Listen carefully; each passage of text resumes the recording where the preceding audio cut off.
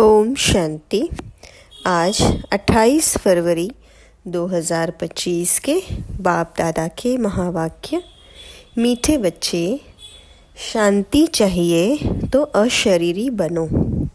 इस देहभान में आने से ही अशांति हो जाती है, इसलिए अपने स्वधर्म में स्थित रहो।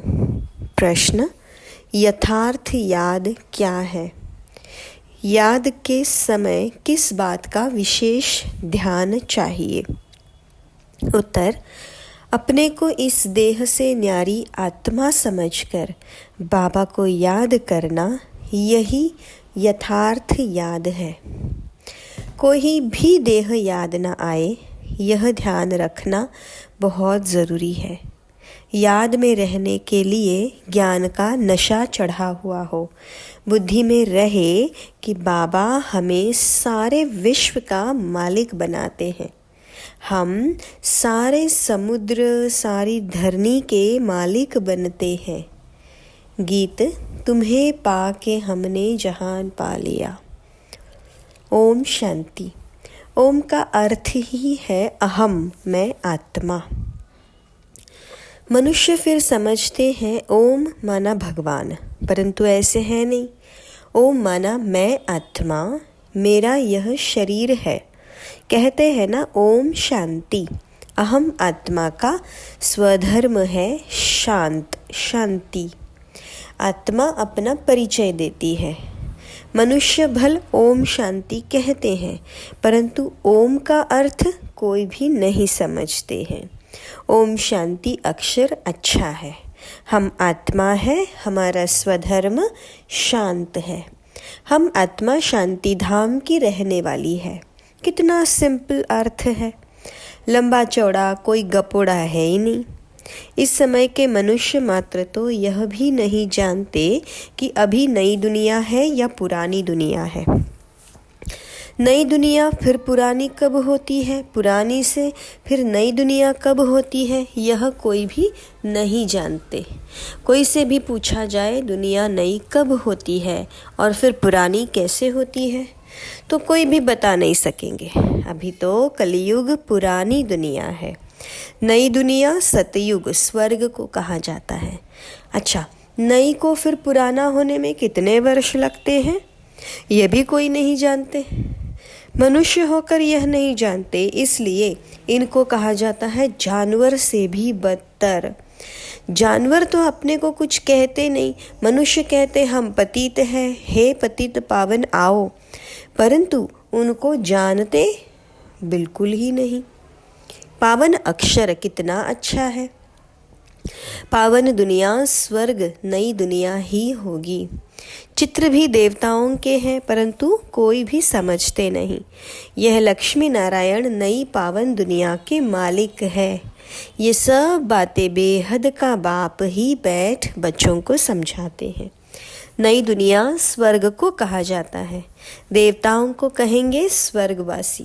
अभी तो है पुरानी दुनिया नरक। यहाँ के मनुष्य है नरकवासी। कोई मरता है तो भी कहते हैं स्वर्गवासी हुआ, तो गोया यहाँ नरकवासी है ना।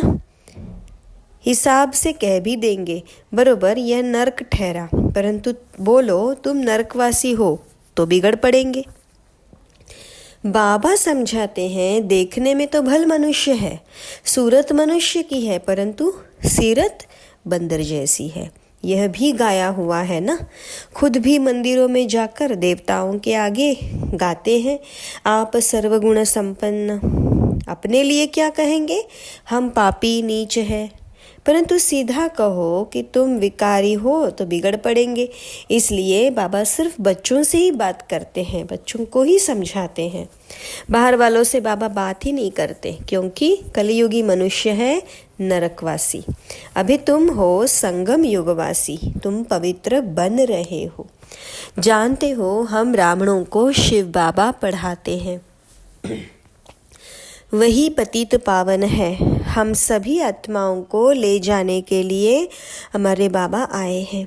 कितनी सिंपल बात है। बाबा कहते हैं बच्चे तुम आत्माएं शांति धाम से आती हो यहाँ पाठ बजाने।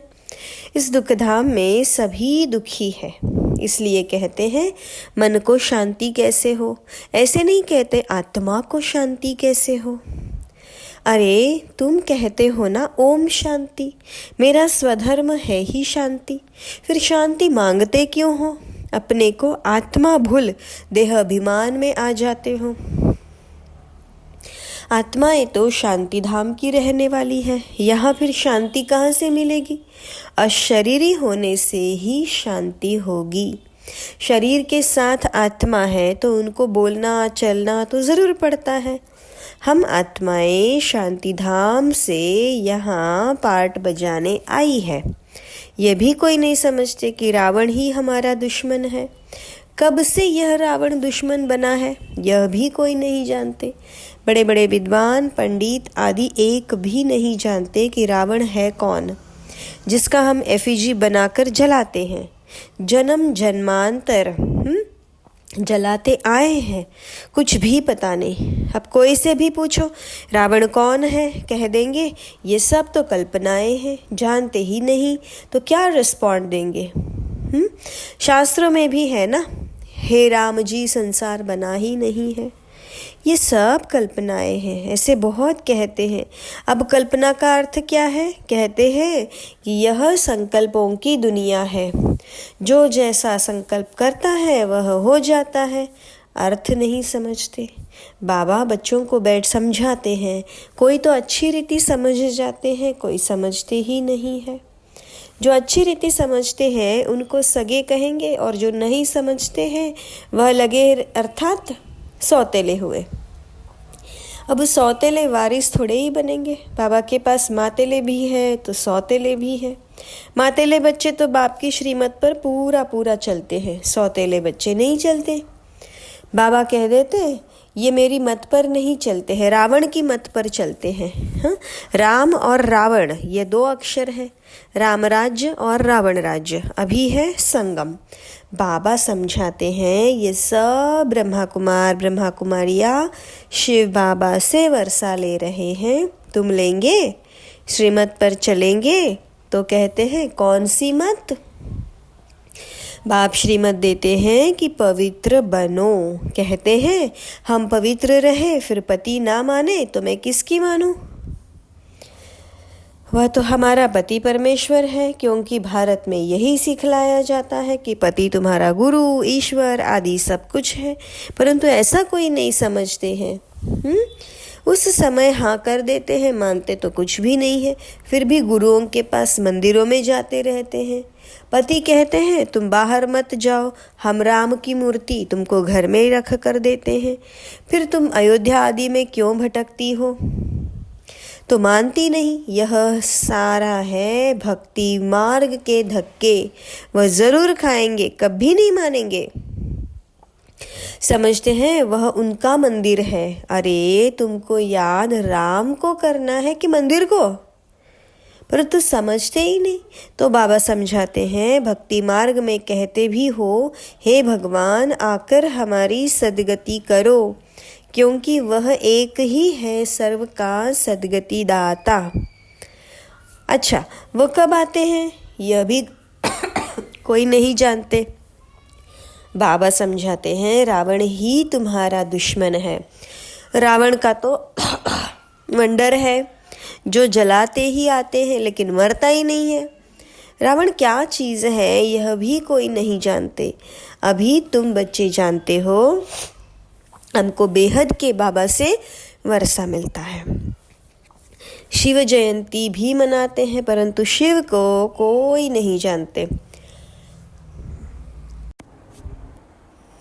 गवर्नमेंट को भी तुम समझाते हो शिव तो भगवान है, वही कल्प कल्प आकर भारत को नरकवासी से स्वर्गवासी, बेगर से प्रिंस बनाते हैं, पतित को पावन बनाते हैं। वही सर्व के सद्गति दाता है। इस समय सभी मनुष्य मात्र यहाँ है। क्राइस्ट की आत्मा भी कोई न कोई जन्म में यहाँ पर ही आई है, वापस तो कोई जा न सके। इन सब की सद्गति करने वाला एक ही बड़ा बाप है। वह आते भी भारत में है। वास्तव में भक्ति भी उनकी करनी चाहिए जो सद्गति देते हैं। वह निराकार बाप यहाँ तो है नहीं, उनको हमेशा ऊपर समझकर याद करते हैं। श्री कृष्ण को ऊपर नहीं समझेंगे और सभी को यहाँ नीचे याद करेंगे, कृष्ण को भी यहाँ याद करेंगे। तुम बच्चों की ही यथार्थ याद है। तुम अपने को इस देह से न्यारा आत्मा समझकर परमात्मा बाप को याद करते हो। बाबा कहते हैं तुमको कभी भी देह याद नहीं आनी चाहिए, यह ध्यान ज़रूरी है। तुम अपने को आत्मा समझ बाप को याद करो। बाबा हमको सारे विश्व का मालिक बनाते हैं, सारा समुद्र धरनी सारे आकाश का मालिक बनाते हैं। अभी तो कितने टुकड़े टुकड़े हैं, एक दो की हद में आने नहीं देते। वहाँ यह बातें होती नहीं। भगवान तो एक बाप ही है, ऐसे नहीं कि सभी बाप ही बाप हैं।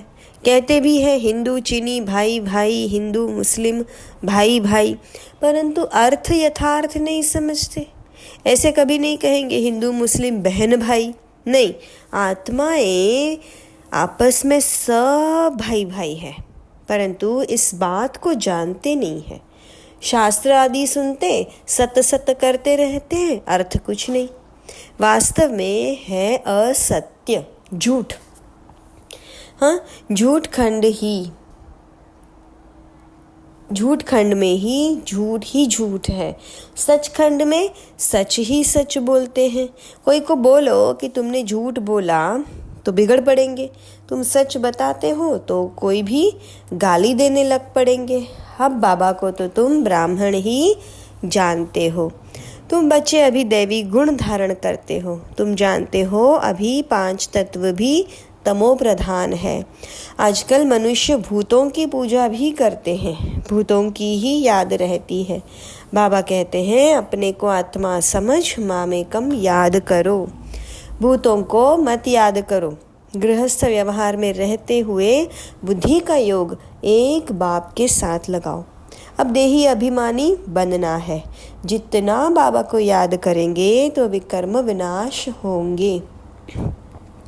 ज्ञान का तीसरा नेत्र तुमको मिलता है। अभी तुमको विकर्माजीत बनना है।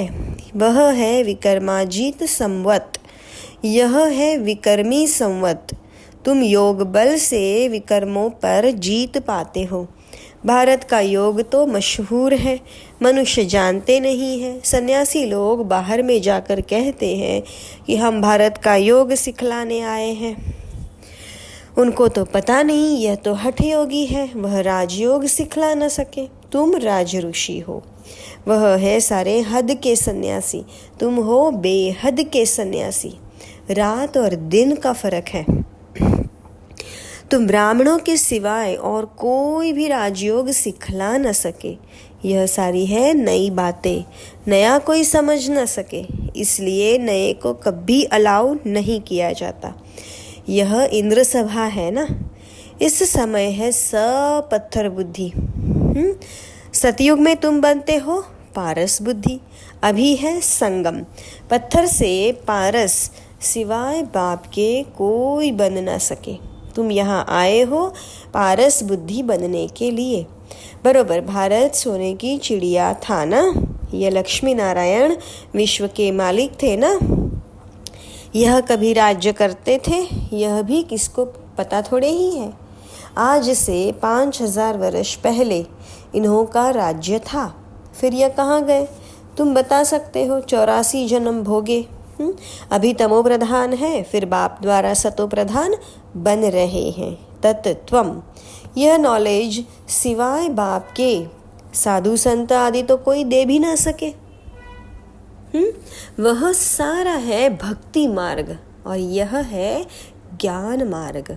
तुम बच्चों को अपने पास जो जो अच्छे अच्छे गीत हैं उन्हें सुनो, तो तुम्हारे रोमांच खड़े हो जाएंगे। खुशी का पारा एकदम ऊपर चढ़ जाएगा। फिर वह नशा भी स्थायी रहना चाहिए। यह है ज्ञान का अमृत। वह शराब पीते हैं तो उनको नशा चढ़ जाता है। यहाँ यह तो है ज्ञान का अमृत। तुम्हारा नशा कभी उतरना नहीं चाहिए, सदैव चढ़ा रहना चाहिए। तुम इन लक्ष्मी नारायण को देख कितने खुश होते हो। जानते हो हम श्रीमत से फिर श्रेष्ठाचारी बन रहे हैं। यहाँ देखते हुए भी बुद्धि योग बाप और वर्षे में लगा रहे। अच्छा, मीठे मीठे सिके लधे बच्चों प्रति माता पिता बाप दादा का याद प्यार और गुड मॉर्निंग। रूहानी बाप की रूहानी बच्चों को नमस्ते। हम रूहानी बच्चों की रूहानी बाप दादा को याद प्यार गुड मॉर्निंग और नमस्ते। धारणा के लिए मुख्य सार, विकर्माजीत बनने के लिए योग बल से विकर्मों पर जीत प्राप्त करनी है। यह देखते हुए बुद्धि योग बाप और वर्षे में लगा रहे। बाप के वर्षे का पूरा अधिकार प्राप्त करने के लिए मातेला बनना है। एक बाप की ही श्रीमत पर चलना है। बाबा जो समझाते हैं वह समझकर दूसरों को समझाना है। वरदान, दिव्य बुद्धि की लिफ्ट द्वारा तीनों लोकों का सैर करने वाले सहज योगी भव। संगम युग पर सभी बच्चों को दिव्य बुद्धि की लिफ्ट मिलती है। इस वंडरफुल लिफ्ट द्वारा तीनों लोकों में जहाँ चाहो वहाँ पहुँच सकते हो। सिर्फ स्मृति का स्विच ऑन करो तो सेकंड में पहुँच जाएंगे और जितना समय जिस लोक का अनुभव करना चाहो उतना समय वहाँ स्थित रह सकते हो। इस लिफ्ट को यूज़ करने के लिए अमृत वेले केयरफुल बन स्मृति के स्विच को यथार्थ रीति से सेट करो। अथॉरिटी होकर इस लिफ्ट को कार्य में लगाओ तो सहज योगी बन जाएंगे। मेहनत समाप्त हो जाएगी। स्लोगन, मन को सदा मौज में रखना, यही जीवन जीने की कला है। अच्छा, ओम शांति। शुक्रिया बाबा, शुक्रिया।